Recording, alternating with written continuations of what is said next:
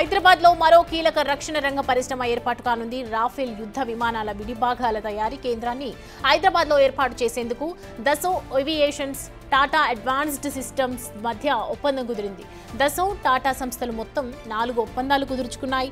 ఈ తయారీ కేంద్రాన్ని టాటా అత్యాధునిక పరిజ్ఞానంతో ఏర్పాటు చేయనుంది. దీన్ని రంగారెడ్డి జిల్లా ఆదిభట్లలో ఏర్పాటు చేసే అవకాశం ఉంది. 2028 కల్లా ఉత్పత్తి ప్రారంభించవచ్చని అంచనా.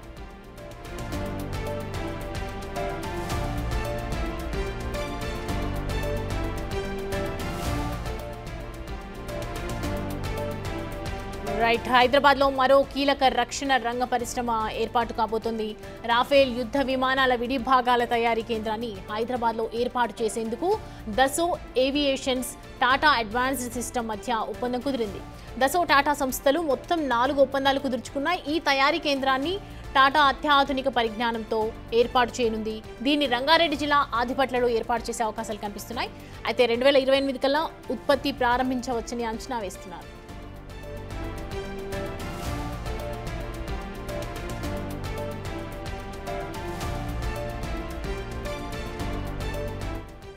ఈ అంశానికి సంబంధించి పూర్తి డీటెయిల్స్ మా అసోసియేట్ ఇన్పుట్ ఎడిటర్ నగేష్ లైవ్లో అందిస్తారు. నగేష్, చూస్తున్నాం రక్షణ రంగ పరిశ్రమకు సంబంధించి టాటా ఎలాంటి ఒప్పందాలు చేసుకుంది, అలాగే ఎలాంటి టెక్నాలజీతో ముందుకు రాబోతుంది?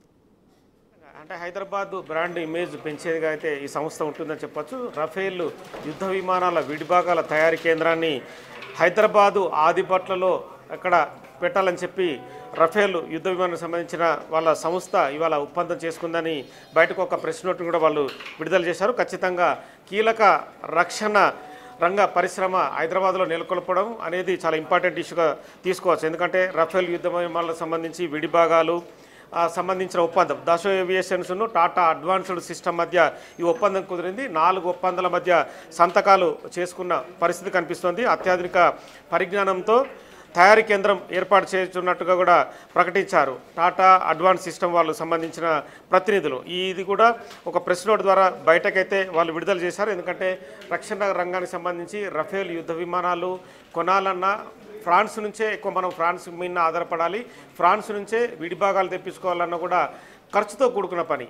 సో మొత్తానికైతే భారతదేశంలో దక్షిణ భారతదేశాన్నే ఎంచుకోవడం అనేది ఖచ్చితంగా చాలా ఇంపార్టెంట్ ఇష్యూగా కూడా పేర్కొనవచ్చు. ఎందుకంటే రక్షణ రంగాన్ని బలోపేతం చేయడం కోసం హైదరాబాద్ లాంటి ప్లేస్ అయితేనే చాలా తమకు అనుకూలంగా ఉంటుంది. ఇక్కడ భారతదేశ ఏరోస్పేస్ సంబంధించిన మౌలిక సదుపాయాలు కూడా ఇక్కడ చాలా ఎక్కువగా ఉన్నాయని చెప్పి కూడా సంస్థ భావించింది. ఈ క్రమంలోనే అంటే కీలక నిర్మాణ విడిభాగాలు తయారు కావచ్చు, అత్యాధునిక ఉత్పత్తి సౌకర్యాన్ని కూడా ఇక్కడ ఏర్పాటు చేయడానికి తమ ఒప్పందం కూర్చుకున్నని చెప్పి వాళ్ళు ప్రెస్ నోట్ విడుదల చేశారు. ఎందుకంటే ఇందులో 4 అంటే మొదటి ఫ్యూలేజ్ విభాగాలు FY 2028 అంటే 2028లో ప్రారంభం కానున్నాయని చెప్పి వీళ్ళు ఇందులో నోట్లో పేర్కొన్న పరిస్థితి. ఎందుకంటే హైదరాబాద్లో ప్రత్యేక ఏర్పాటు సౌకర్యం ఉందని చెప్పి ఇందులో వాళ్ళు ప్రెస్ నోట్లో రాసుకొచ్చారు. అంటే ఎయిర్ క్రాఫ్ట్ సంబంధించిన ఫ్యూజిలేజ్ని తయారు చేయడానికి 4 ఉత్పత్తి విభాగాలకు సంబంధించిన ఒప్పందం కుదిరిందని చెప్పి కూడా వాళ్ళు నోట్లో పేర్కొన్నారు. అంటే ఇప్పటికే హైదరాబాదు చుట్టుపక్కల ప్రాంతాల్లో అంటే రంగారెడ్డి జిల్లా కింద పరిధి కిందకు వస్తుంది, ఆదిపట్ల కావచ్చు, ఆ చుట్టుపక్కల ప్రాంతాలు కూడా చాలా పరిశ్రమలకి కేంద్రంగా మారాయి. ఇప్పటికే ముఖ్యమంత్రి రేవంత్ రెడ్డి చాలా పరిశ్రమలకు సంబంధించి కావచ్చు 4th సిటీని కూడా అక్కడ అనౌన్స్ చేశారు. ఈ క్రమంలోనే రఫేల్ యుద్ధ విమానాల విడిభాగాల తయారీ కేంద్రాన్ని అనేది ఆదిపట్లలో నెలకొల్పడం అనేది కూడా చాలా ఇంపార్టెంట్గా తీసుకుంటున్నారు. అంటే తెలంగాణ బ్రాండ్ ఇమేజ్ పెరగడం కావచ్చు, తెలంగాణకు సంబంధించిన అంటే ప్రపంచ దృష్టిని ఇప్పటికే రఫేల్ యుద్ధ విమానం ఆకర్షించింది.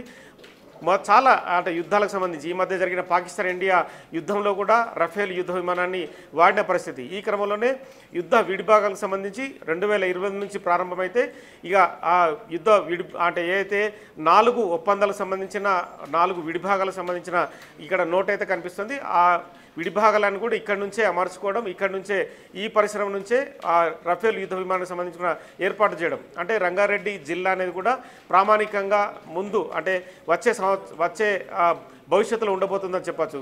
అంటే 4th సిటీ కావచ్చు, అక్కడ మిగతా చాలా సంబంధించిన పరిశ్రమలు కూడా ఒప్పందాలు కుదిరాయి.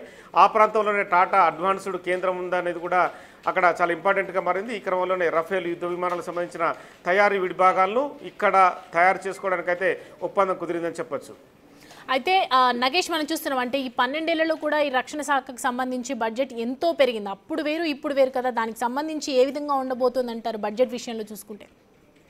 అంటే ఏరోస్పేస్కు సంబంధించిన విడిభాగాల విషయంలో ఖచ్చితంగా హైదరాబాద్ అనేది చాలా అంటే దక్కన్ పీఠభూమి కావచ్చు, హైదరాబాద్ ప్రాంతం అనేది కూడా రక్షణ పరంగా కూడా చాలా ఇంపార్టెంట్గా ఉంటుంది. అంటే ఇప్పటికే చాలా విషయాలు అంటే కేంద్రం కూడా హైదరాబాద్లోనే చాలా పరిశ్రమలు నెలకొల్పడానికి కూడా ముందుకు వస్తుంది. ఎందుకంటే వివిధ ప్రాంతాల్లో ఉన్న వాతావరణ పరిస్థితులు కావచ్చు, అక్కడ అనువుగా లేకపోవడం, హైదరాబాద్ లాంటి దక్కన్ పీఠభూమి ప్రాంతంలో ఇలాంటి సంస్థలు నెలకొల్పితే కనుక కూడా చాలా ఈజీగా ఉంటుంది. ఇక్కడ ఉద్యోగ అవకాశాలు పెరగడం ఒకటి కావచ్చు, అలాగే భారతదేశ రక్షణ రంగ వ్యవస్థ మరింత పటిష్టం చేయడం కోసం ఇలాంటి పరిశ్రమలు ఇక్కడ నెలకొల్పితే రక్షణ రంగానికి అనువుగా ఉంటుంది.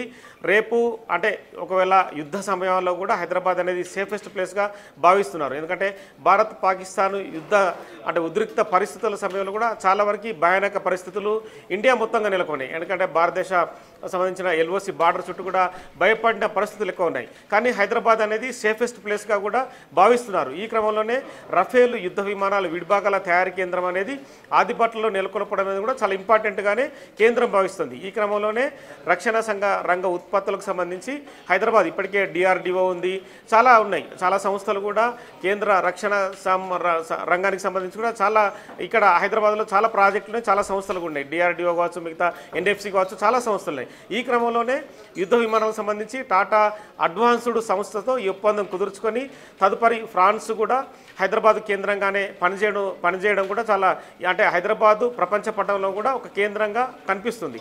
ఈ క్రమంలోనే ఫ్రాన్స్ కూడా తమకు సంబంధించిన ఏదైతే సంస్థకు సంబంధించిన నిపుణులు కానీ వాళ్ళందరినీ హైదరాబాద్ రప్పించి ఇక్కడే పరిశ్రమలు ఏర్పాటు చేసి ఆ యుద్ధ విడిభాగాలను కూడా ఇక్కడే తయారు చేసి ఆ రఫేల్ యుద్ధ విమానాలు కూడా ఇక్కడి నుంచే తీసుకెళ్ళి వాళ్ళకి ఎక్కడ అవసరం ఉంటే అక్కడ ఉపయోగించుకోవడం అనేది కూడా చాలా ఇంపార్టెంట్గా తీసుకోవచ్చు. ఈ క్రమంలోనే రఫేల్ యుద్ధ విమాన విడిభాగాల తయారీ కేంద్రం అనేది ఆదిబట్లలో ఉండడం అనేది కూడా భారతదేశం కావచ్చు, అలాగే ప్రపంచ పటంలో కూడా హైదరాబాద్లో కూడా మరో కలికితురాయిగా మరో ఇంపార్టెంట్ ఇష్యూగా కూడా భావించవచ్చు. అయితే నగేష్, మనం చూస్తున్నాం 2028 కల్లా ఉత్పత్తి ప్రారంభించవచ్చని ఒక ఎస్టిమేట్ అయితే వేస్తూ ఉన్నారు. దీని తర్వాత అంటే ఈ 2028 వరకు ఎంపవర్మెంట్ తీసుకునే అవకాశాలు ఉన్నాయా? ఖచ్చితంగా ఉన్నాయి. అంటే వాళ్ళు ఇచ్చిన నోట్లో అయితే Dassault aviation and Tata advanced system limited వాళ్ళైతే ఇచ్చిన దానిలో కూడా తమకు సంబంధించిన అగ్రిమెంట్లు ఒప్పందాలు అయితే ఇప్పుడే మొదలయ్యాయి. ఈ మ్యానుఫ్యాక్చర్ సంబంధించిన రఫేల్ ఫైటర్ ఎయిర్ క్రాఫ్ట్ ఏదైతే ఫ్యూలేజ్ విడిభాగాలు ఉన్నాయో వాటికి సంబంధించిన మొదటి దశ ఒప్పందాలు అయితే తాము చేసుకున్నాం. 2028 కల్లా సంస్థ ప్రారంభించడానికల్లా ఏవైతే తమకు సంబంధించిన పరిశ్రమకు సంబంధించిన ఒక వ్యవస్థ ఉంటుంది, ఆ వ్యవస్థను ఇక్కడ ఆదిబట్లలో నెలకొల్పడానికి అవసరమైన ఏర్పాట్లన్నీ కూడా అంటే 2025, 2028 ఈ 3 ఏళ్లలో కూడా అన్ని ఏర్పాట్లు చేసుకుంటారు. ఈ క్రమంలో అక్కడ ప్లేస్ కూడా అంటే టాటా అడ్వాన్స్డ్కు ఉన్న ఎన్ని ఎకరాల స్థలం ఉంది, ఇంకా కొంత స్థలం కావాలంటే కూడా తెలంగాణ ప్రభుత్వం నుంచి తీసుకోవడం కావచ్చు, లేదంటే కాంట్రాక్ట్ పద్ధతిన లీజ్ తీసుకోవడం కావచ్చు. సో ఇటువంటి వ్యవహారాలన్నింటి మధ్య కూడా మరోసారి తెలంగాణ ప్రభుత్వంతో కూడా టాటా అడ్వాన్స్డ్ ఏదైతే సిస్టమ్ ఉందో వాళ్ళు కూడా ప్రభుత్వంతో చర్చలు జరిపే అవకాశం కనిపిస్తుంది. తమకు ప్లేస్ని ఏర్పాటు చేయడం, అలాగే ప్రభుత్వం నుంచి మౌలిక సదుపాయాలకు సంబంధించి కూడా ఇంకా ఎలాంటి సదుపాయాలు కావాలన్నా సౌకర్యాలు కావాలన్నా ప్రభుత్వానికి చెప్పడం, ఇవన్నీ కూడా ఖచ్చితంగా గ్రౌండ్ లెవెల్లో ఈ 3 ఏళ్లలో జరిగే అవకాశం కనిపిస్తుంది. తదుపరి సంస్థ 2028లో కూడా పూర్తిగా విడిభాగాల తయారీ కేంద్రాన్ని ఏర్పాటు చేసి అప్పటి నుంచి ఖచ్చితంగా తమ ఉత్పత్తిని ప్రారంభిస్తామని చెప్పి పేర్కొంది. అయితే నగేష్, ఇప్పుడు చూస్తున్నాం మనం కొత్త టెక్నాలజీని మరీ అత్యాధునిక టెక్నాలజీని తీసుకొచ్చే అవకాశాలు ఉన్నాయంటారు. అంటే ఎలాంటి టెక్నాలజీని మనం ఎక్స్పెక్ట్ చేయొచ్చు ఓవరాల్గా? అంటే రఫేల్ యుద్ధ విమానం అనేది కూడా ఇప్పటికే ప్రపంచ ప్రసిద్ధిగాంచింది. రఫేల్ యుద్ధ విమానాలకు సంబంధించి కూడా చాలా వివాదాలు కూడా గతంలో జరిగాయి. సో ఆ వివాదాలని అధిగమించి రఫేల్ యుద్ధ విమానం కూడా ఖచ్చితంగా యుద్ధ నైపుణ్యత కలిగి ప్రపంచ దేశంలో తమ దగ్గర ఇన్ని రఫేల్ యుద్ధ విమానాలు అని చెప్పి కూడా ప్రతి దేశం చెప్పుకుంటుంది.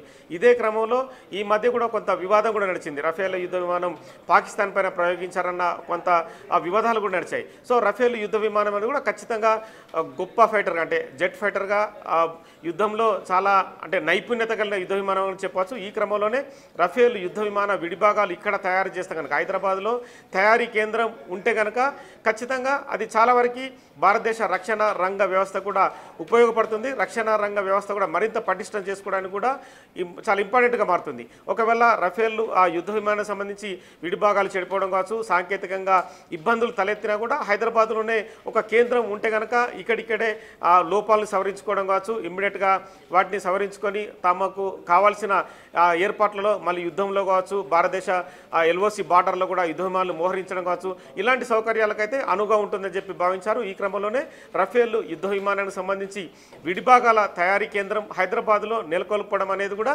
భారతదేశానికే కాదు హైదరాబాదు తెలంగాణ రాష్ట్రానికి కూడా ఒక ప్రామాణికంగా ఉండబోతుందని చెప్పొచ్చు. Right Nagesh, thanks for the updates. Right, చూస్తున్నాం కదా, హైదరాబాద్లో మరో 12 ఏళ్ల తర్వాత కొత్త రక్షణ రంగ పరిశ్రమ ఏర్పాటు కాబోతుంది. దీనికి సంబంధించి ఒప్పందం కూడా కుదుర్చుకోవడం జరిగింది. ఇటు రాఫేల్ యుద్ధ విమానాల విడిభాగాల తయారీ కూడా కేంద్రాన్ని హైదరాబాద్లో ఏర్పాటు చేసేందుకు ఇటు దసో ఏవియేషన్స్ అలాగే టాటా అడ్వాన్స్డ్ సిస్టమ్ మధ్య మొత్తం ఒప్పందం అయితే కుదిరినట్లుగా తెలుస్తుంది. 2028 కల్లా ఇది ఉత్పత్తి ప్రారంభం